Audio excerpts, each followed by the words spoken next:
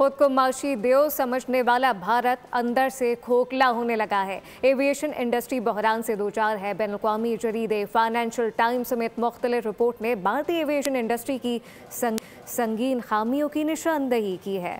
2025 भारतीय एविएशन पर भारी गुजरा। रवां साल अहमदाबाद में एयर इंडिया का तैयारा गिरा और 260 जाने ले गया। फाइनेंशियल टाइम्स मामले पर खतरे की घंटी बजा रहा है। रिपोर्ट के मुताबिक एविएशन बहरान महज चंद फजाई हादसा तक महदूद नहीं, बल्कि 15 एयरलाइंस दिवालिया हो चुकी हैं, जो भारतीय तरक्की के झूठे दावों पर एक बड़ा सवालिया निशान है। RTI के मुताबिक गुज़िश्ता 5 बरसों में भारत में 53 फजाई हादसा हुए, जिनमें 320 से ज्यादा अफराद हलाक हुए, जबकि हादसा की शरह में 14% इजाफा रिकॉर्ड किया गया। फाइनेंशियल टाइम्स के मुताबिक परवाजों की मनसूखी और मुसलसल हादसात इस बात का सबूत हैं कि रियासत एविएशन कवानीन पर मौसर अमल दरामद की सलाहियत खो चुकी है। भारतीय एविएशन इंडस्ट्री से वाबस्ता अफराद कहते हैं अवाम का भारतीय एयरलाइंस पर एतमाद तकरीबन खत्म हो चुका है।